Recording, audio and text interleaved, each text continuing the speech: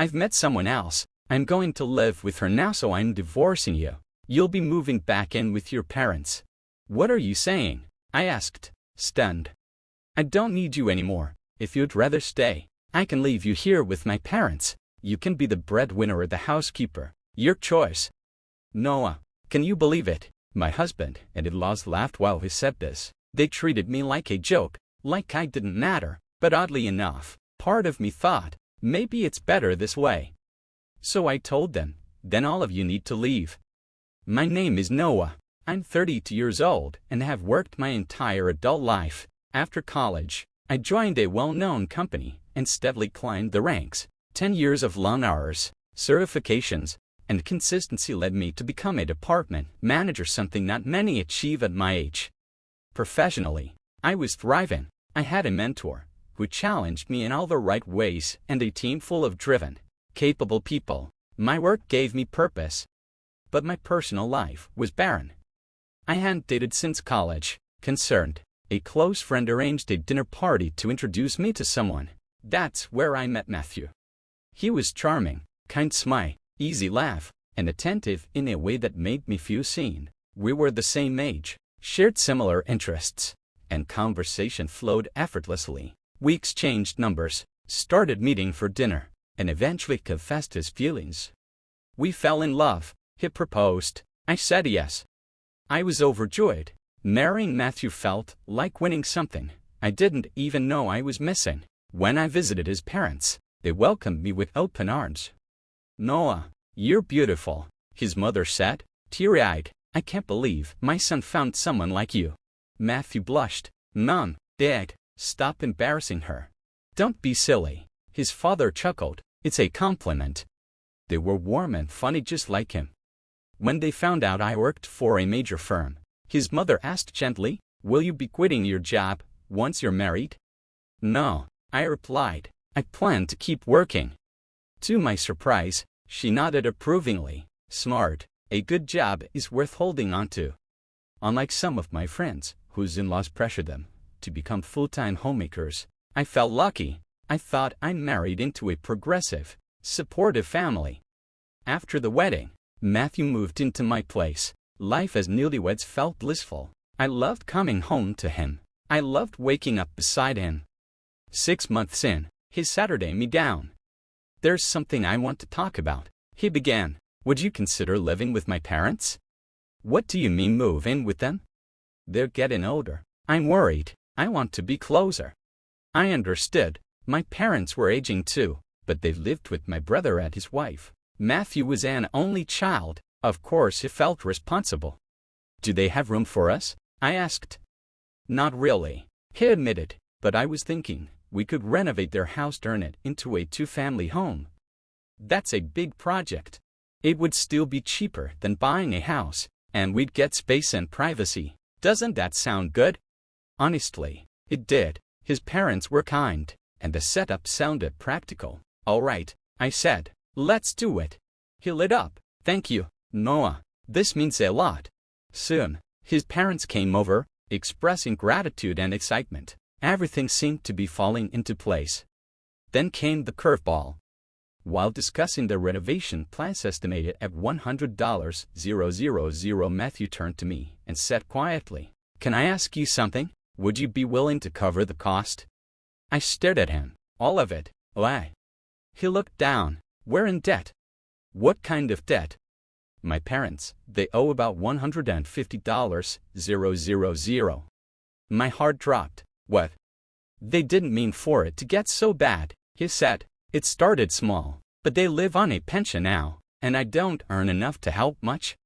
I was speechless. This was the first I was hearing of any of it. And you want me to pay for both the renovation and your parents' debt? I know it's a lot, but I love you and I love them. I want to build a future together, one where we can take care of everyone. If you could help us now, I'll repay you little by little. I didn't know what to say. I felt torn between compassion and betrayal. He made it sound like love meant sacrifice, and I loved him deeply. Looking back, I realize I was manipulated. But in that moment, I gave in. Okay, I'll do it.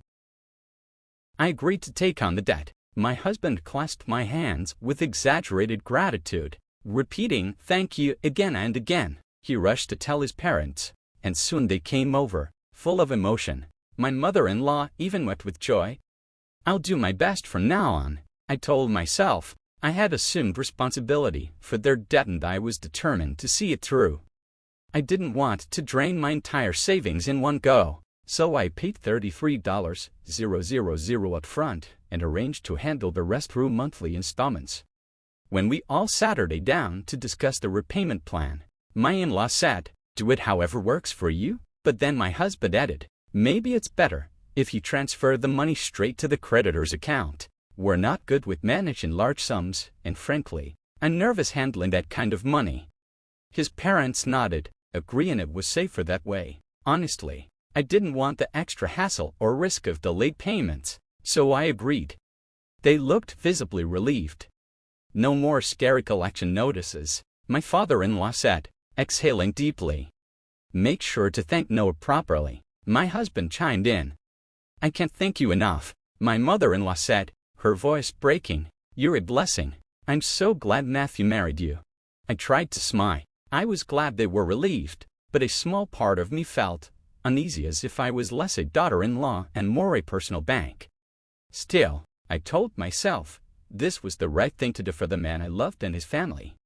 So I worked. I paid. We remodeled the house and converted it into a two-family home. It turned out beautifully spacious, modern, and closer to my office. I enjoyed cooking in the new kitchen, and my commute time was cut down, giving me extra hours to study or rest. But one thing nagged at me.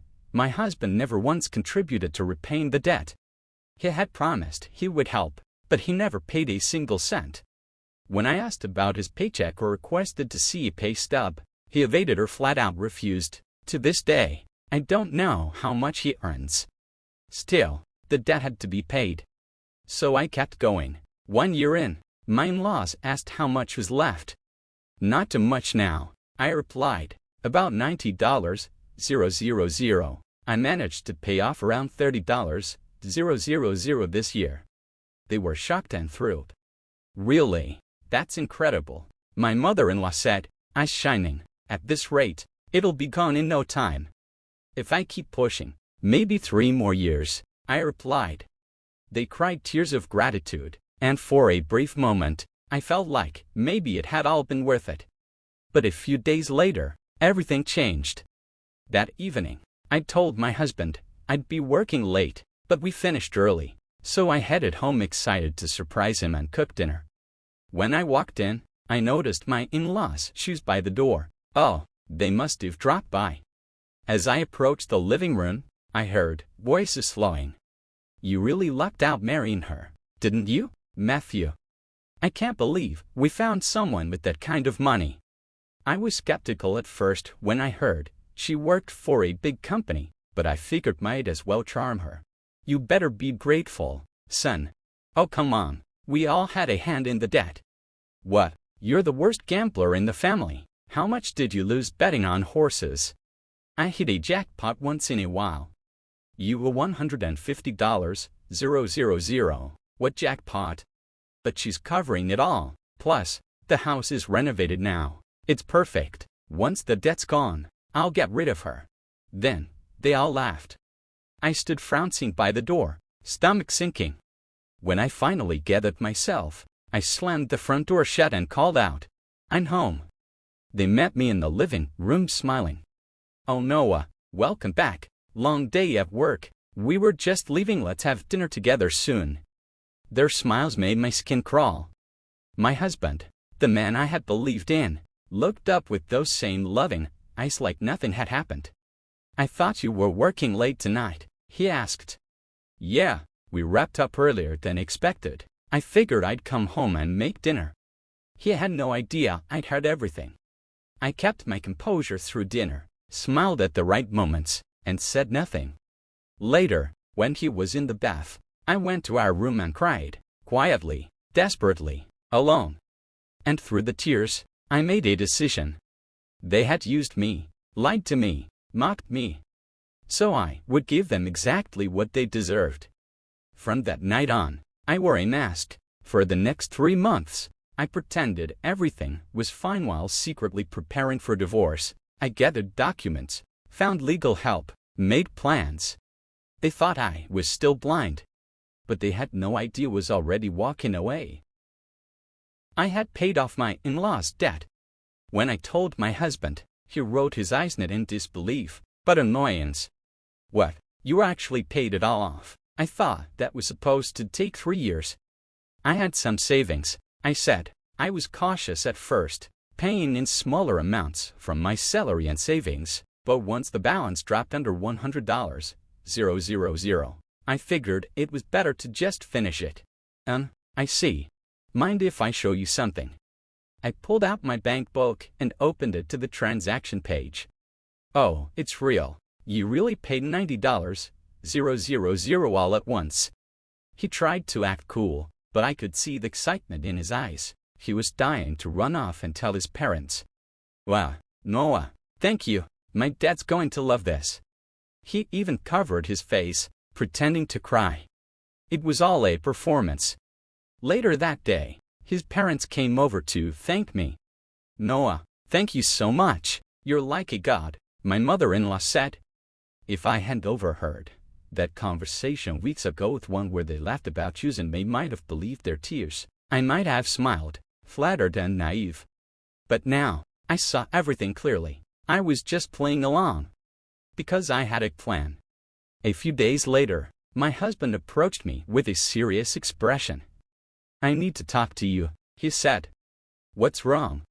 I'm sorry, Noah, but I want a divorce. I've met someone else. I'm going to live here with her, and you're going to move in with my parents. I blinked, keeping my expression carefully blank. What are you talking about? You're not getting it, huh? He snapped. I don't need you anymore. Unless you want to stay here as a housekeeper or breadwinner, you can live with my parents and help out around the house. Right on cue, the front door opened. His parents stepped in like actors entering stage left. Did you tell her? His father asked. Yeah, I told her, Matthew said proudly. Well, Noah, his mother added, smirking, you're welcome to live with us if you do the chores, but we'll charge you rent, of course. They left, all of them. I looked at these people's husband I once loved, the in-laws I once respected, and saw them for who they truly were. Monsters in polite clothing. But I was ready. Then all of you need to leave, I said quietly. They paused, blinking. What are you talking about? Matthew said. Have you forgotten? No, I haven't, I replied, calm and steady. I paid for the renovation, and the house title is in my name, which means I decide who lives here and who doesn't. Their smug expressions vanished. You're kicking us out. Yes, once the divorce is finalized, we're legal strangers. You have no right to stay here. Matthew, refusing to give in, tried again. But you paid off our debt. That's your loss. We're the ones who benefit now. Right, his mother chimed in. Thanks for the free house while you were at it. So I dropped the truth. Actually, I didn't finish paying it off. That $90, you think is gone. It's still there. What? But your bank book. I transferred funds between accounts to make it look that way. I paid large sums. Yes, but not all of it. The collection agency hasn't contacted you yet because payments are still coming in. But now that I'm stopping, they'll come knocking. So we're stuck with the rest. Exactly. I turned to Matthew. Also, since you admitted to cheating, I'll be filing for alimony, and I'll be charging your mistress for damages. No, she only dated me because I had money and a house. If you do that, she'll leave me. I don't care. Noah, please don't leave us. He was desperate now. My in-laws were panicking too, realizing they'd lost their golden goose. I have nothing to do with you anymore, I said, and your betting won't change that. I sold the house. It went for $200, prime location, great condition, perfect for a multi-generational family. I had invested $160, total $100, for the renovation and $60, toward their debt. That gave me a $40, 000 profit. On top of that, I won alimony from Matthew and compensation from his affair partner. And yes, I recovered the remaining $60, 000 from my in-laws. They lost everything. Their home, their reputation, their safety net. I gained everything. I walked away with financial security, peace of mind, and the satisfaction of watching justice unfold. They used me, deceived me, betrayed me, and I made sure they paid the price. And honestly, they got exactly what they deserved. As for me, I've been rebuilding my life. I got a raise, I kept investing wisely, and I've been saving for a comfortable, even luxurious, retirement. I spend my time now with people who genuinely care about me. People I trust. And I've never been freer. If you enjoyed this story, don't forget to like, subscribe, and hit that notification bell so you never miss another episode. Thanks for watching, and I'll see you in the next one.